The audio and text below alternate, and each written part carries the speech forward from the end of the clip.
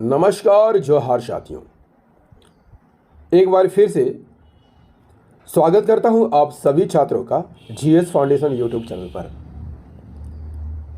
आज का चैप्टर हमारा रहने वाला है मध्यकाल में झारखंड।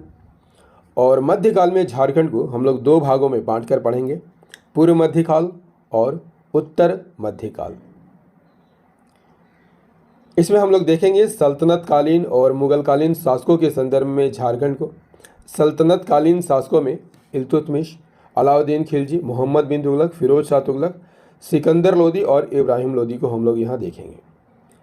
मुगल कालीन शासकों में हुमायूं, अकबर, जहांगीर, शाहजहां आदि के समय में झारखंड की जो स्थितियाँ रही है उसे हम लोग कवर करेंगे। इसके साथ ही शेरशाह के बारे में भी हम लोग यहाँ पर डिस्कस करेंगे। शेरशाह के समय में झारखंड की जो स्थिति रही है उस पर भी हम लोग यहाँ पर चर्चा करेंगे।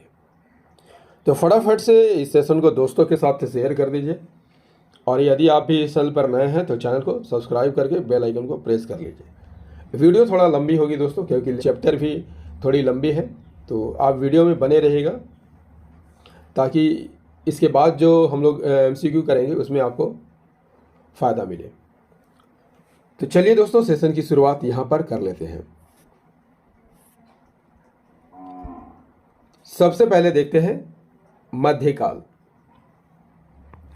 मध्यकाल को जैसा मैं बता चुका हूं कि मध्यकाल को हम लोग दो भागों में बांटकर पढ़ेंगे, पूर्व मध्यकाल और उत्तर मध्यकाल। सबसे पहले देखेंगे हम लोग पूर्व मध्यकाल। पूर्व मध्यकाल किसे कहा जाता है? हर्षवर्धन की मृत्यु और दिल्ली सल्तनत की स्थापना की अवधि को पूर्व मध्यकाल कहा जाता है। हर्षवर्धन की मृत्यु कब हुई थी? 647 ईस्वी में हुई थी, और सल्तनत वंश की स्थापना कब हुई थी? 1206 ईस्वी में हुई थी। सल्तनत वंश की स्थापना किसने की थी? कुतुबुद्दीन ऐबक ने की थी। किसने की थी? कुतुबुद्दीन ऐबक ने सल्तनत वंश की स्थापना की थी। क्लियर? झारखंड का संबंध भी पूर्व मध्यकाल से रहा है। क्लियर? पूर्व मध्यकाल में एक मंदिर आपको देखने को मिलता है, महामाया मंदिर। कहाँ स्थित है? गुमला जिले में स्थित है। किस गांव में स्थित है? हापा मुनि गांव में स्थित है। हापा मुनि गांव में स्थित महामाया मंदिर इस बात का प्रमाण है दोस्तों कि झारखंड का संबंध पूर्व मध्यकाल से रहा है। महामाया मंदिर का निर्माण किसने कराया था? गजघंट राय ने कराया था। कब कराया था? 908 ईस्वी में कराया था। इसी मंदिर में एक विष्णु की प्रतिमा स्थापित की गई थी। किसके द्वारा? सियानाथ देव के द्वारा स्थापित की गई थी। इस मंदिर के प्रथम पुरोहित कौन थे? हरिनाथ, जो कि एक मराठा ब्राह्मण थे, और यह गजघंट राय के धार्मिक गुरु थे। क्लियर? अब हम देखते हैं टांगी नाथ मंदिर को, जिसका संबंध भी पूर्व मध्यकाल से रहा है। कहाँ पर स्थित है? गुमला जिले में स्थित है। इस मंदिर का निर्माण भी पूर्व मध्यकाल में ही हुआ है। छिन्नमस्तिका शक्तिपीठ। छिन्नमस्तिका शक्तिपीठ कहाँ पर है? रजरप्पा रामगढ़ जिले में स्थित है। यहाँ अष्टभुजी छिन्नमस्तिका शक्तिपीठ भी किस काल से संबंधित है? मध्यकाल से संबंधित है। छिन्नमस्तिका जो है बौद्ध ब्रज योगिनी का एक हिंदू प्रतिरूप है। इटखोरी को हम लोग देखेंगे। इटखोरी कहाँ, किस जिले में है? चतरा जिले में है। झारखंड की इटखोरी से क्या मिले हैं? पाल शासक महेंद्र पाल के शिलालेख मिले हैं। पाल काल में ही इटखोरी में मां भद्रकाली की मूर्ति का निर्माण किया गया था। अब हम बढ़ते हैं उत्तर मध्यकाल की ओर। सबसे पहले पढ़ते हैं बख्तियार खिलजी के बारे में। एक किसका सेनापति था? कुतुबुद्दीन ऐबक का सेनापति था। कुतुबुद्दीन ऐबक का सेनापति था। 1206 में बख्तियार खिलजी झारखंड से होकर गुजरता है और लक्ष्मण सेन की राजधानी नदिया पर आक्रमण कर देता है। और नदिया कहाँ है दोस्तों? नदिया वेस्ट बंगाल में है। नदिया कहाँ है? वेस्ट बंगाल में। गुलाम वंश के शासक इल्तुतमिश और बलबन के समय झारखंड इनके प्रभाव से बिल्कुल ही मुक्त था। दूर दूर तक झारखंड से इनका नाता नहीं था।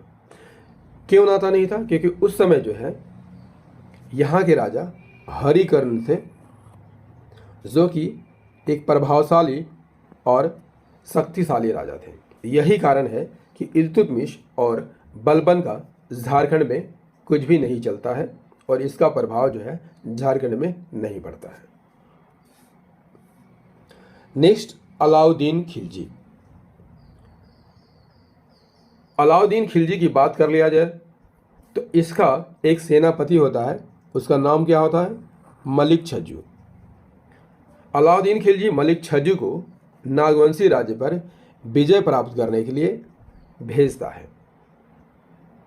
अलाउद्दीन खिलजी के सेनापति छज्जू मलिक नागवंशी शासक को कर देने के लिए यहाँ पर क्या करता है? विवश कर देता है।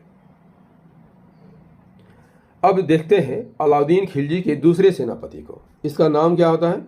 मलिक काफूर। और दक्षिण भारत के श्रेय का विजय किसे दिया जाता है? मलिक काफूर को ही दिया जाता है। अलाउद्दीन खिलजी का सेनापति मलिक काफूर दक्षिण भारत के विजय अभियान पर जाते समय झारखंड से होकर गुजरता है। अब हम देखते हैं मोहम्मद बिन तुगलक को। मोहम्मद बिन तुगलक के बारे में कहा जाता है दोस्तों कि योजना बनाने में माहिर थे, लेकिन इनकी सारी योजनाएं जो है असफल हो जाती थी। क्या कारण था जी असफल हो जाती थी? क्योंकि ये जो योजना बनाते थे बिना सोचे समझे बनाते थे। यही कारण है कि इनकी योजना असफल हो जाती थी और यही कारण है कि इन्हें पागल बादशाह, सनकी बादशाह के नाम से भी जाना जाता है। इनका एक सेनापति था, उनका नाम क्या था? मलिक बया। ये हजारीबाग के चाय चप्पा तक पहुंच आया था, लेकिन संथाली स्रोत के अनुसार यह जो आक्रमण था इब्राहिम अली के नेतृत्व में हुआ था और इब्राहिम अली द्वारा बीघा के किले पर अधिकार के बाद संथाल लोग अपने सरदार के साथ यहाँ से भाग गए थे। मलिक बया की बात कर लिया जाए तो मलिक बया ने हजारीबाग के चाय किला को जीतकर किसके हवाले कर दिया था? फतेह खान डोरा के हवाले कर दिया था। मोहम्मद बिन तुगलक ने छज्जुद्दीन आजमुल मुल्क को सतगावा का शासक नियुक्त किया था। तुगलक के काल में नागवंशी राजा कौन थे? नागवंशी राजा हरिकर्ण थे। अब हम देखते हैं फिरोज शाह तुगलक को। फिरोज शाह तुगलक कौन थे? मोहम्मद बिन तुगलक के चचेरे भाई थे। फिरोज शाह तुगलक ने बंगाल के शासक शमसुद्दीन शाह को पराजित किया और पराजित करके हजारीबाग के सतगावा क्षेत्र पर विजय प्राप्त किया और इसने जीते हुए क्षेत्रों की राजधानी बनाया। क्लियर? लोदी वंश। लोदी वंश के सुल्तानों के प्रभाव से झारखंड लगभग मुक्त रहा था। इस काल में छोटा नागपुर क्षेत्र पर शासन करने वाले नागवंशी राजा कौन कौन थे? प्रतापकर्ण, छत्रकर्ण और विराटकर्ण। लोदी वंश के समकालीन एक और शासक होते थे उड़ीसा के गजपति वंश के शासक। उड़ीसा के गजपति वंश के शासकों का सामना भी झारखंड को करना पड़ा था। उड़ीसा के गजपति शासक कौन थे? कपिलेंद्र गजपति। कपिलेंद्र गजपति उस समय दक्षिण पूर्वी भारत का एक शक्तिशाली शासक था। उसने संथाल परगना और हजारीबाग को छोड़कर नागवंशी राज के बहुत बड़े भूभाग को अपना अधिकार क्षेत्र में ले लिया था। 1494 में सिकंदर लोदी के भय से जौनपुर के शासक कौन थे? हुसैन शाह सरकी ने झारखंड के साहिबगंज में शरण ली थी। अब हम पढ़ेंगे आदिल शाह द्वितीय के बारे में। कहाँ का राजा था? खान देश का राजा था। खान देश का शक्तिशाली शासक था। आदिल खान ने अपने सैन्य दल को भी झारखंड भेजा था। इसी कारण उसे झारखंडी सुल्तान के नाम से जाना जाता है। शेरशाह की बात कर लिया जाए दोस्तों। शेरशाह ने मुगलों के विरुद्ध संघर्ष किया था और विशेषकर हुमायूं से इसका संघर्ष हुआ था। और इसी संघर्ष के दौरान जो है हुमायूं को जो है निर्वासित जीवन व्यतीत करना पड़ता है। शेरशाह ने मुगलों के विरुद्ध संघर्ष के दौरान अभियानों में झारखंड क्षेत्र का प्रयोग किया था। 1534 से 37 ईस्वी में उन्होंने बंगाल का अभियान किया था और इसी बंगाल अभियान के दौरान वह झारखंड से होकर गुजरा था। इस अभियान के दौरान उनके साथ एक पुत्र थे, उनका नाम क्या था? जलाल खान। इस अभियान के दौरान शेरशाह के पुत्र जलाल खान ने तेलियागढ़ी, जिसे राजमहल क्षेत्र के नाम से संबोधित किया जाता है, क्या किया? नाकाबंदी कर दी थी। शेरशाह बंगाल अभियान के बाद मुगलों को चकमा दिया और चकमा देकर राजमहल के रास्ते ही रोहतासगढ़ पहुंचा और 1538 में रोहतासगढ़ किले पर अधिकार कर लिया। शेरशाह के शासनकाल में झारखंड में शाही सिक्कों का प्रचलन क्या हुआ? तेज हो गया। याद कर लीजिएगा दोस्तों, एक महत्वपूर्ण फैक्ट है, परीक्षा में यह सवाल पूछा जाता है। झारखंड में मुस्लिमों के प्रवेश का मार्ग यदि आपसे पूछ लिया जाए किसने प्रशस्त किया था? शेरशाह ने प्रशस्त किया था। झारखंड में मुस्लिमों को प्रवेश का मार्ग प्रशस्त करने का श्रेय किसे दिया जाता है? शेरशाह को दिया जाता है। 1538 ईस्वी में शेरशाह के सेनापति ख्वास खां ने दरिया खां के साथ मिलकर चेरो राजा, जो कि पलामू के चेरो राजा थे, महाराज चेरो को परास्त कर दिया और श्याम सुंदर हाथी को प्राप्त किया। श्याम सुंदर हाथी के बारे में कहा जाता है दोस्तों कि अपने माथे पर कि श्याम सुंदर हाथी जो था कभी भी अपने माथे पर धूल नहीं डालता था। ये उसकी विशेषता थी। चौसा की लड़ाई यदि आपसे पूछ लिया जाए दोस्तों किनके बीच हुई थी? शेरशाह और हुमायूं के बीच हुई थी। 1539 में चौसा के युद्ध में शेरशाह ने मुगल शासक हुमायूं को पराजित किया और पराजित करके रोहतास से बीरभूम तक अपने साम्राज्य का विस्तार किया। इसके बाद लगभग 35 वर्षों तक राजमहल क्षेत्र पर शेरशाह और उसके वंशजों का शासन रहा था। बात कर लेते हैं हुमायूं की। हुमायूं किस वंश का शासक था? मुगल वंश का दूसरा शासक था और किसका पुत्र था? बाबर का पुत्र था। मुगल अफगान संघर्ष के दौरान एक बार हुमायूं जो है कहाँ पर पहुंच जाता है? भुरगुंडा हजारीबाग तक पहुंच जाता है। अकबर की बात कर लिया जाए तो अकबर के शासनकाल को दो भागों में हम लोग बांट कर यहाँ पर पढ़ेंगे। शासनकाल का पूर्वार्ध 1556 से 76 तक और शासनकाल का उत्तरार्ध 1576 से 1605 तक, अकबर की मृत्यु तक। अकबर के अपने शासनकाल के पूर्वार्ध में झारखंड क्षेत्र में अफगानों पर विजय प्राप्त किया और उत्तरार्ध की बात कर लिया जाए तो उत्तरार्ध में क्षेत्रीय राजवंशों पर शासन स्थापित किया था। अकबर के शासन का पूर्वार्ध आइए हम लोग देख लेते हैं। अकबर के विरुद्ध अभियान में याद कर लीजिएगा अफगानों ने, किसने? अफगानों ने झारखंड के क्षेत्र का उपयोग किया था। टकरोई की लड़ाई इंपॉर्टेंट फैक्ट है, कब हुआ था? 1575 में। 1575 के टकरोई लड़ाई के बाद जुनैद करानी, जो कि एक अफगान के शासक था, ने बिहार जाने के क्रम में रामपुर रामगढ़ रुका, जहां इसका पीछा करते हुए मुगलों की सेना भी आ गई। क्लियर। यहाँ पर क्या हुआ, जुनैद करानी और मुगलों के बीच लड़ाई होती है, रामपुर की लड़ाई, जिसमें क्या होता है, मुगल विजयी हो जाते हैं। अब देखते हैं अकबर के शासनकाल का उत्तरार्ध में क्षेत्रीय राजवंशों पर शासन। इसमें सबसे पहले देखते हैं छोटा नागपुर खास का नागवंश। अकबर नागवंशों की राजधानी कोकरा या खुखरा को अपने नियंत्रण क्षेत्र में लेना चाहता था। इसका कारण क्या था दोस्तों? इसका कारण दक्षिण भारत जाने के लिए युद्ध में इस क्षेत्र का उपयोग वह करना चाहता था। साम्राज्य विस्तार के लिए इस क्षेत्र की आर्थिक समृद्धि इसका कारण था।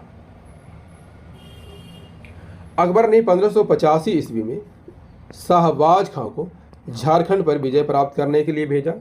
इस युद्ध में नागवंशी शासक मधुकरण शाह को पराजय का सामना करना पड़ा और मधुकरण शाह ने वार्षिक मालगुजारी देना स्वीकार कर लिया। बाद में क्या होता है, मधुकरण शाह ने उड़ीसा के शासक कुतुल खां और उसके पुत्र निसार खां के विरुद्ध मुगल मनसबदार मान सिंह के अभियान में मुगलों का साथ देता है। पलामू के चेरो वंश। 1589 में मान सिंह को अकबर ने बिहार झारखंड के लिए सूबेदार नियुक्त किया था। मान सिंह ने 1590 ईस्वी में पलामू के चेरो राजा भागवत राय को पराजित किया और पराजित करके मुगलों की अधीनता स्वीकार करने हेतु क्या कर दिया, विवश कर दिया। लेकिन पलामू में मुगलों की सेना नियुक्त करके भागवत राय को राजा रहने दिया गया। 1605 में अकबर की मृत्यु हो गई और 1605 में अकबर की मृत्यु के बाद चेरों ने मुगलों की सेना को क्या कर दिया, मारकर भगा दिया और पुनः अपनी सत्ता स्थापित कर ली। सिंहभूम का सिंह वंश। 1592 में उड़ीसा अभियान के लिए जाते समय मान सिंह सिंहभूम क्षेत्र से होकर गुजरा था। इसी समय सिंहभूम के पोरहाट में सिंह वंशी राजा रणजीत सिंह का शासन चल रहा था। मान सिंह ने इस दौरान रणजीत सिंह को मुगलों की अधीनता स्वीकार करने के लिए विवश कर दिया और उसे अपने अंगरक्षक दल में क्या किया, शामिल कर लिया। 1592 में ही मान सिंह ने राजमहल यानी साहेबगंज को बंगाल की राजधानी बनाया। मान सिंह ने परकोटा और महल वाले नगरों का संयुक्त रूप से नामकरण किया और नामकरण के इसका नाम क्या किया, अकबर नगर कर दिया। मानभूम के और हजारीबाग के राजवंश। 1590-91 में मान सिंह मिदनापुर के अभियान पर जाते समय कहाँ से गुजरा, मानभूम से गुजरा। इस दौरान उसने परा और तेलकुपी के मंदिरों का क्या किया, जीर्णोद्धार कराया। आईने अकबरी के अनुसार हजारीबाग के छई और चंपा परगना बिहार सूबा में शामिल थे, जिसकी वार्षिक मालगुजारी कितनी थी, 15,500 रुपये थी। जहांगीर की बात कर लिया जाए दोस्तों, तो जहांगीर के शासनकाल का संबंध छोटा नागपुर खास के नागवंश, पलामू के चेरो वंश आदि से था।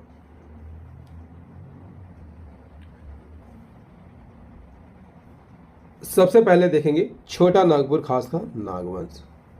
जहांगीर की एक आत्मकथा है, नाम क्या है, तुजू के जहांगीरी। जहांगीर की आत्मकथा तुजू की जहांगीरी में छोटा नागपुर क्षेत्र से सोने की प्राप्ति का उल्लेख मिलता है।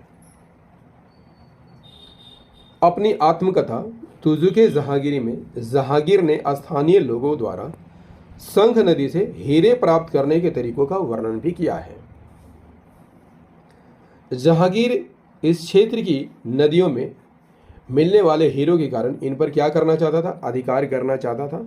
जहांगीर के समय कोकरा का शासक दुर्जन साल था और यह किसका उत्तराधिकारी था, मधुकरण शाह का उत्तराधिकारी था। दुर्जन साल ने मुगलों की अधीनता स्वीकार करने और माल गुजारी देने से क्या कर देता है, मना कर देता है। जहांगीर 1612 ईस्वी में जफर खां को बिहार का नया सूबेदार नियुक्त किया और उसने कोकरा क्षेत्र पर अधिकार करने का आदेश दिया। लेकिन बीमारी के कारण क्या होता है, जफर खां की मृत्यु हो जाती है और जहांगीर की इच्छा अधूरी रह जाती है। जहांगीर ने पुनः 1615 ईस्वी में इब्राहिम खां को बिहार का सूबेदार नियुक्त करता है और उसे कोकरा पर विजय प्राप्त करने के लिए भेजता है। इस दौरान इब्राहिम खां ने इस क्षेत्र पर विजय प्राप्त कर लिया और हीरो के लिए प्रसिद्ध शंख नदी को अपने अधिकार क्षेत्र में ले लिया। इब्राहिम खान ने नागवंशी राजा दुर्जन साल को मुगलों की अधीनता स्वीकार करने का आदेश दिया और इससे मना करने पर दुर्जन साल को 12 वर्षों तक यानी 1615 से 27 तक ग्वालियर के किले में बंदी बनाकर रखा था। इस अभियान में जितने भी व्यक्ति जुड़े थे दोस्तों, उसे पुरस्कृत किया गया और इब्राहिम खां को, याद कर लीजिएगा, एक उपाधि दी गई, फात जंग की उपाधि दी गई और फात जंग की उपाधि प्रदान करते हुए इसे 4000 मनसबदार बनाया गया। 1627 में जहांगीर के दरबार में एक हीरे की असलियत को लेकर विवाद हो गया और इन हीरो को परखने के लिए दुर्जन साल को, जो कि बंदी बना लिए गए थे, दुर्जन साल को ग्वालियर से शाही दरबार में बुलाया गया। दुर्जन साल को हीरो की परख काफ़ी अच्छी थी। यही कारण है कि दुर्जन साल द्वारा हीरे की पहचान कर लिया गया और हीरे की पहचान कर लेने के बाद जहांगीर उससे खुश हो गया और दुर्जन साल को शाह की पदवी प्रदान की और उसे आज़ाद करते हुए उसे अपने राज्य वापस कर दिए। इसके बदले दुर्जन साल ने मुगल शासक जहांगीर को 6000 रुपया वार्षिक कर देना स्वीकार कर लिया। 1607 में अबुल फजल के पुत्र अफजल खां को जहांगीर ने बिहार का सूबेदार नियुक्त किया था। अफजल खां ने जहांगीर के आदेश से पलामू के चेरो राजाओं के विरुद्ध एक सैन्य अभियान किया। उसके आक्रमण के समय पलामू का चेरो वंशी शासक कौन थे? अनंत राय थे। लेकिन इस आक्रमण के 2 सप्ताह के भीतर ही बीमारी से अफजल खान की मृत्यु हो गई और यह अभियान भी क्या हो गया? असफल हो गया। 1612 ईस्वी में क्या होता है? अनंत राय की मृत्यु हो जाती है और इसके बाद सहबल राय को पलामू का शासक घोषित कर दिया जाता है। सहबल राय ने अपने राज्य का विस्तार सड़क ए आजम जीटी रोड पर स्थित चौपारण हजारीबाग तक कर लिया था। सहबल राय करता क्या था? सहबल राय बंगाल की ओर से जाने वाले मुगल काफिलों को लूट लिया करता था। इससे शाहजहां क्या हो गया? नाराज हो गया और उसने सहबल राय को बंदी बनाकर दिल्ली लाने का आदेश दिया। इसी बीच जहांगीर ने मनोरंजन के लिए सहबल राय को एक बाघ से लड़ने का आदेश दिया और इसी लड़ाई में सहबल राय क्या होते हैं? मारे जाते हैं। सहबल राय की मृत्यु का समाचार सुनकर चेरों ने सीमावर्ती मुगल क्षेत्रों में उत्पात मचाना प्रारंभ कर देते हैं। इसका मुगल अधिकारियों द्वारा क्या कर दिया जाता है? दमन कर दिया जाता है।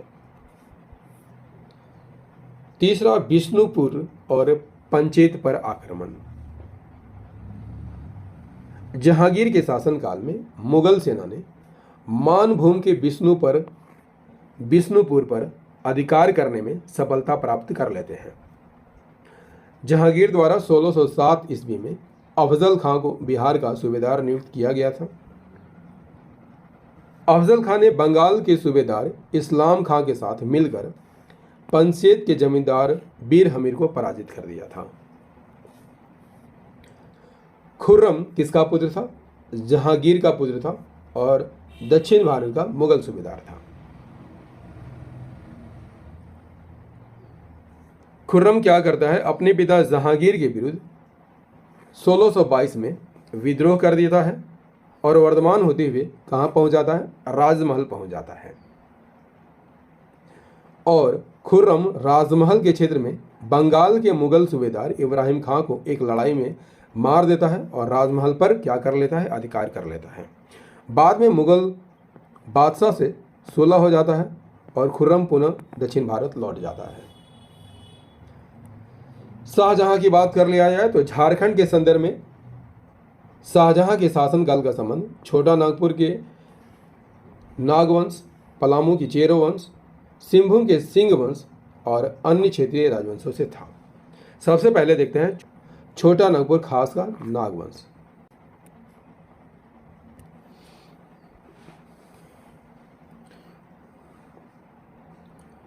जहांगीर के बंदी से मुक्त होकर दुर्जन साल 1627 ईस्वी में अपनी राजधानी कोकरा आ जाता है और 1640 ईस्वी तक यहाँ शासन करता है। दुर्जन साल ने सुरक्षा की दृष्टि से अपनी राजधानी को कोकरा से कहाँ स्थानांतरित कर लेता है? दोईसा स्थानांतरित कर लेता है, जो लगभग 100 वर्षों तक नागवंशियों की राजधानी रहती है। दुर्जन साल ने दोईसा में अनेक सुंदर भवनों का निर्माण करवाया था, जिस पर मुगल स्थापत्य कला का आपको प्रभाव देखने को मिलता है। इन भवनों में एक महत्वपूर्ण महल था, उसका नाम क्या है? नवरत्नगढ़ महल। इन भवनों में नवरत्नगढ़ का महल जो है सर्वाधिक महत्वपूर्ण भवन था। इस भवन में मुगलों से प्रभावित झरोखा दर्शन की व्यवस्था थी। दुर्जन साल की मृत्यु कब हो जाती है? 1640 ईस्वी में। दुर्जन साल की मृत्यु के बाद रघुनाथ शाह नागवंश का अगला शासक बनता है। रघुनाथ शाह के शासनकाल में खानजदा मुगल सैन्य अधिकारी ने आक्रमण किया, जिसके परिणाम स्वरूप रघुनाथ शाह ने मुगल बादशाह को मालगुजारी देना स्वीकार करके संधि कर ली। पलामू का चेरो वंश। शाहजहां के शासनकाल में पलामू का शासक कौन था? प्रताप राय था, जो कि सहबल राय का उत्तराधिकारी था। यह अत्यंत शक्तिशाली और समृद्ध शासक था। 1632 ईस्वी में बिहार के मुगल सूबेदार अब्दुल्ला खान ने पलामू क्षेत्र की मालगुजारी को 1,36,000 रुपये कर दिया था, जिसे देने के लिए प्रताप राय ने लोगों से अधिकाधिक धन वसूलने का प्रयास किया। मुगलों द्वारा बार बार इस राशि को बढ़ाया जा रहा था, निरंतर बढ़ाया जा रहा था, जिसके परिणाम स्वरूप प्रताप राय ने कर को ही देना बंद कर दिया। शाहजहां ने शाइस्ता खां को बिहार का नया सूबेदार नियुक्त किया और पलामू पर अधिकार करने का आदेश दिया। शाइस्ता खां ने 1641 में पलामू के चेरो राज्य पर आक्रमण किया। प्रताप राय ने इस आक्रमण के बाद शाइस्ता खां से संधि कर ली और संधि करते हुए 80,000 रुपये देने और पटना में हाजिरी लगाना क्या किया? स्वीकार कर लिया। 80,000 रुपये प्राप्त करने के बाद शाइस्ता खां 1642 में पटना लौट गया। 1642 में प्रताप राय ने मुगल शासक को वार्षिक मालगुजारी देना बंद कर दिया।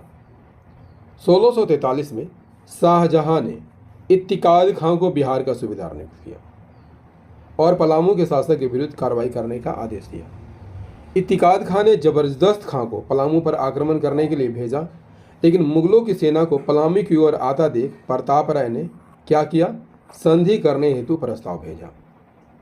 इस प्रस्ताव में प्रताप राय ने 1 लाख रुपये एक हाथी देने के अतिरिक्त पटना चलने की स्वीकृति प्रदान कर दी। इत्तिकाद खां की सिफारिश पर 1644 में शाहजहां ने प्रताप राय को 1,000 मनसब प्रदान किया और पलामू को उसी अधिकार क्षेत्र में रहने दिया और मालगुजारी जो है 1 करोड़ रुपये सालाना तय कर दिया।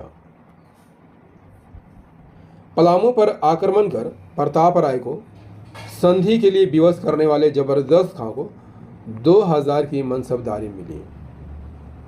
प्रताप राय की मृत्यु के बाद पलामू पर कुछ समय तक भूपाल राय और उसके बाद मेदिनी राय का शासन रहा। यदि आपसे पूछ लिया जाए दोस्तों कि पुराने पलामू किला का निर्माण किसके द्वारा कराया गया था, प्रताप राय द्वारा कराया गया था। बाद में मेदिनी राय ने यहाँ पर नए किले का निर्माण किया। नए किले का निर्माण किसके द्वारा कराया गया था? मेदिनी राय के द्वारा कराया गया था। सिंहभूम का सिंह वंश। शाहजहां के समय सिंह वंशी शासक उड़ीसा के मुगल सूबेदार के माध्यम से मालगुजारी देते थे। किसके माध्यम से मालगुजारी देते थे? उड़ीसा के मुगल सूबेदार के माध्यम से मालगुजारी देते थे। क्लियर? आइए हम अन्य क्षेत्रीय राजवंशों के बारे में भी डिस्कस कर लेते हैं। शाहजहां के शासनकाल में पंचेत के राजा वीर नारायण सिंह ने मुगलों से पराजित होने के बाद अपनी राजधानी को परिवर्तित कर दिया था। 1639 में बंगाल की राजधानी कहाँ थी? राजमहल थी। यहाँ पर मुगलों का एक टकसाल भी था। औरंगजेब के शासनकाल में बंगाल की राजधानी को राजमहल से परिवर्तित करके कहाँ कर दिया गया? ढाका कर दिया गया। शाह शुजा की बात कर लिया जाए तो ये किसका पुत्र था? शाहजहां का पुत्र था और बंगाल और उड़ीसा का गवर्नर नियुक्त किया था। और यह बंगाल और उड़ीसा का गवर्नर था। इसने भी राजमहल को अपनी राजधानी बनाया था। औरंगजेब की बात कर लिया जाए तो औरंगजेब के संदर्भ में हम छोटा नागपुर खास वंश, छोटा नागपुर के खास वंश, पलामू की चेरो वंश, सिंहभूम के सिंह वंश और अन्य क्षेत्रीय राजवंशों के बारे में यहाँ पर डिस्कस करेंगे। सबसे पहले देखते हैं छोटा नागपुर का खास वंश।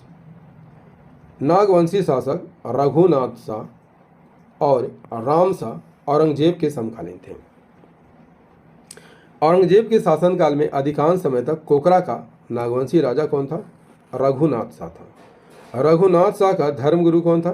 ब्रह्मचारी हरिनाथ।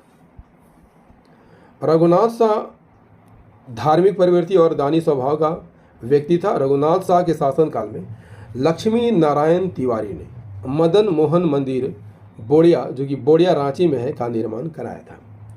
रघुनाथ शाह के शासनकाल में हरि ब्रह्मचारी ने रांची के चुटिया नामक स्थान पर राम सीता मंदिर का निर्माण कराया था।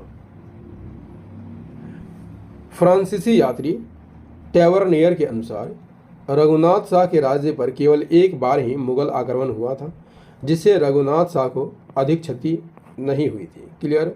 औरंगजेब के शासनकाल में ही पलामू के चेरो वंशी राजा मेदिनी राय ने रघुनाथ शाह की राजधानी दोईसा पर आक्रमण कर दिया और लूटपाट किया था। इस लूटपाट में मेदिनी राय को पत्थर का एक विशाल फाटक प्राप्त हुआ था।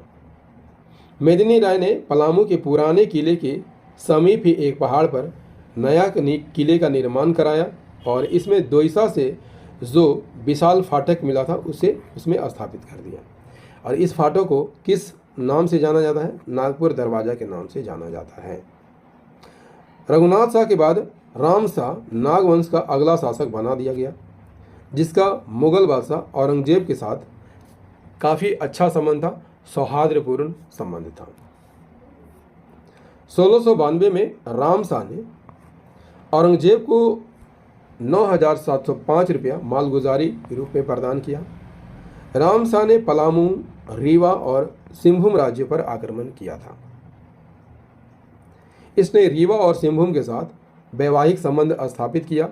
राम शाह ने अपने पुत्र एनी शाह का विवाह रीवा नरेश की पुत्री से किया और अपनी 2 बहनों का विवाह सिंहभूम के राजा जगन्नाथ सिंह के साथ किया था।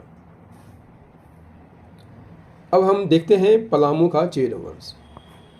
औरंगजेब के शासनकाल के प्रारंभिक काल में पलामू में चेरो राजा मेदिनी राय का शासन था।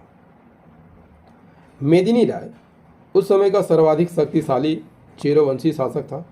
मेदिनी राय ने मुगलों की अधीनता स्वीकार करने और उन्हें कर देने से मना कर दिया था। इसके साथ ही वह सीमावर्ती मुगल राज्यों पर आक्रमण भी करता था और लूटपाट किया करता था।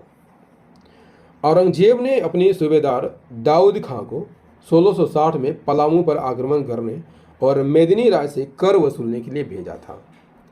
23 अप्रैल 1660, इस डेट को आप याद करके रखिएगा। दाऊद खां पटना से चला और सबसे पहले 5 मई 1660 को कोठी के किले और इसके बाद 3 जून 1660 को कुंडा के किले पर अधिकार कर लिया। कुंडा के शासक कौन थे? चुन राय थे। कुंडा के शासक चुन राय ने पराजित होने के बाद इस्लाम धर्म स्वीकार कर लिया था। इससे नाराज होकर मेदिनी राय के कहने पर सुरवर राय, जो कि चुन राय का भाई था, चुन राय की क्या कर देता है, हत्या कर देता है। 25 अक्टूबर 1660 को दाऊद खां चेरो राज्य की राजधानी की ओर आक्रमण के लिए बढ़ता है और 3 नवंबर 1660 को तरहसी पहुंचता है। मेदिनी राय ने अपनी मंत्री सूरत सिंह के माध्यम से तरहसी पहुंचे दाऊद को संधि का प्रस्ताव देता है।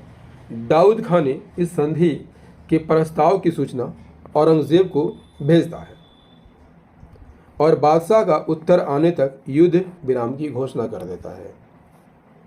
इसी बीच पलामू के राजा के कुछ लोगों ने मुगलों के एक काफिले को लूट लेते हैं। इससे क्या होता है, इससे दाऊद खां नाराज हो जाता है और पलामू पर आक्रमण करने के लिए विवश हो जाता है। मेदिनी राय भी युद्ध की तैयारी करने लगता है। इस दौरान औरंगजेब ने मेदिनी राय को इस्लाम धर्म स्वीकार करने और एक निश्चित दर से कर देने हेतु प्रस्ताव भेजता है, लेकिन मेदिनी राय क्या करता है, इस प्रस्ताव को ठुकरा देता है। मेदिनी राय ने औरंगजेब का यह प्रस्ताव ठुकरा दिया और युद्ध की घोषणा कर दी। औरंगा नदी के तट पर जो किला स्थित होता है, उस किले के समीप मुगलों की सेना और मेदिनी राय के विरुद्ध युद्ध शुरू हो जाता है। इसमें मुगलों की सेना भारी पड़ी और मेदिनी राय की सेना कमजोर पड़ने लगी। मेदिनी राय ने किले की कीमती सामान महिलाओं को और बच्चों को देकर जंगल में भेज दिया और स्वयं नए किले में ही रहा। मुगल सेना द्वारा नए किले पर आक्रमण करने के बाद मेदिनी राय भी जंगल की ओर भाग गया और कहाँ शरण लिया, सुरगुजा में। इस प्रकार जो है नए किला और पुराना किला दोनों पर मुगलों ने अधिकार कर लिया। कुछ समय बाद साहसी चेरों ने पुनः जो है देवगन के पास मुगलों से युद्ध किया, लेकिन दाऊद खां के एक सेनापति शेख सफ़ी ने, किसने, शेख सफ़ी ने उन्हें पराजित कर इस किले पर भी कब्जा कर लिया। दाऊद खां ने पलामू पर विजय प्राप्त करने के बाद यहाँ प्रशासनिक व्यवस्था स्थापित करके मनकली खां को यहाँ का फौजदार नियुक्त कर दिया और स्वयं क्या किया, पटना लौट गया। दाऊद खां ने पलामू विजय की स्मृति में पलामू किला में एक मस्जिद का निर्माण कराया था और दाऊद खां पटना लौटते समय पलामू किले का सिंह द्वार अपने साथ ले गया और सिंह द्वार को दाऊद नगर की अपनी गढ़ी में लगवा दिया था। इस अभियान की सफलता से खुश होकर मुगल बादशाह औरंगजेब ने दाऊद खां को पुरस्कार के रूप में 50,000 रुपये की मोतियों की माला दी थी और औरंगाबाद में स्थित अमछा, मनोस और गो नामक स्थान उसके अधीन कर दिया था। 22 अगस्त 1966 को पलामू को बिहार के सूबेदार के अधीन करते हुए मनकली खां को स्थानांतरित कर दिया गया। मनकली खां के जाने के बाद मेदिनी राय सुरगुजा से पुनः लौट गया और अपने राज्य पर पुनः अधिकार कर लिया। मेदिनी राय ने अपनी बुद्धि से, अपनी नीति के द्वारा शीघ्र ही पलामू राज्य की आर्थिक स्थिति को क्या कर लिया, सुदृढ़ कर लिया। मेदिनी राय को न्यासी राजा की संज्ञा दी जाती है। इसके शासनकाल को चेरो शासन का स्वर्ण युग कहा जाता है। 1674 में मेदिनी राय की मृत्यु हो जाती है। 1674 में मेदिनी राय की मृत्यु के बाद पलामू पर रुद्र राय, दिखपाल राय और साहेब राय क्रमशः गद्दी पर बैठते हैं। अन्य क्षेत्रीय राजवंशों में औरंगजेब के शासनकाल के क्षेत्र में हजारीबाग में 5 राज्य, रामगढ़, कुंडा 6, कैंदी और खड़गडीहा राज्य थे। इसमें रामगढ़ सर्वाधिक महत्वपूर्ण था। इस समय और इसके बाद रामगढ़ का राजा कौन था? दलेल सिंह था। 1670 में दलेल सिंह ने अपनी राजधानी को बादम से हटाकर रामगढ़ में स्थापित कर लिया, क्योंकि बादम मुस्लिम आक्रमणकारियों के मार्ग में पड़ता था। दलेल सिंह ने चाय के शासक मगर खान को पराजित कर उसकी हत्या कर दी थी। रामगढ़ राज के उत्तरी पूर्वी भाग में खड़गडीहा अवस्थित था और यह हमेशा औरंगजेब के आक्रमण से बचा रहा। कुंडा राज्य की स्थापना की थी। कुंडा राज्य की स्थापना किसने की थी? औरंगजेब के एक अधिकारी राम सिंह ने कुंडा राज्य की स्थापना की थी। 1669 में औरंगजेब ने राम सिंह को मराठा पिंडारियों से रक्षा के लिए बाबलतार, बिम्भूरी, बरवाडी और नागदर्रा की जिम्मेवारी प्रदान की। कैंदी राज्य कहाँ पर है? वर्तमान में चतरा जिले में स्थित है, जिसके पूर्व में 6 राज्य आपको देखने को मिलता है। औरंगजेब द्वारा बंगाल की राजधानी को राजमहल से ढाका स्थानांतरित करने के बाद 1695-96 में मिदनापुर के शोभा सिंह और उड़ीसा के अफगान रहीम खान ने राजमहल क्षेत्र में लूटपाट की और इस पर क्या कर लिया? कब्जा कर लिया। 1697 में जबरदस्त खान ने इसे पुनः मुक्त कराया और मराठा के आक्रमण के परिणाम स्वरूप झारखंड पर मुगलों का प्रभाव समाप्त हो गया। झारखंड में धनबाद एक ऐसा क्षेत्र था जो मुस्लिम आक्रमणों से पूर्णतः बचा रहा। इंपॉर्टेंट फैक्ट रहेगा आपके एग्जाम के दृष्टिकोण से। अन्य तथ्यों में पाल शासकों के शासनकाल में झारखंड में बौद्ध धर्म की वज्रयान शाखा का विस्तार हुआ था। उड़ीसा के राजा नरसिंह देव द्वितीय ने 12वीं सदी में स्वयं को झारखंड का राजा घोषित कर दिया था। गुलाम वंश के समय झारखंड की सीमा में मुस्लिम सेनाओं की छावनियां स्थापित की गई थी। इल्तुतमिश और बलबन के शासनकाल में झारखंड गुलाम वंश के प्रभाव से मुक्त था। इल्तुतमिश और बलबन के समय झारखंड में शक्तिशाली नागवंशी राजा कौन थे? हरिकर्ण थे। कोकरा के नागवंशी शासकों को मुगल कालीन ग्रंथों में जमींदार ए खां अलामा यानी हीरो के खान का मालिक के नाम से संबोधित किया जाता है। दोस्तों, मध्यकाल में झारखंड का ये सेशन आपको कैसा लगा कमेंट करके ज़रूर बताइएगा। यदि सेशन पसंद आया हो तो इसे लाइक कर दीजिएगा, दोस्तों के साथ शेयर कर दीजिएगा और यदि आप भी इस चैनल पर नए हैं दोस्तों तो चैनल को सब्सक्राइब जरूर कर लीजिएगा। और हाँ दोस्तों, मध्यकाल में झारखंड का वीडियो आप 2-3 बार देखिएगा, याद हो जाएगा। इसके बाद हम लोग करेंगे इससे रिलेटेड MCQ। तो मिलते हैं अगले सेशन में मध्यकाल में झारखंड के MCQ के साथ। तब तक के लिए जय हिंद, धन्यवाद।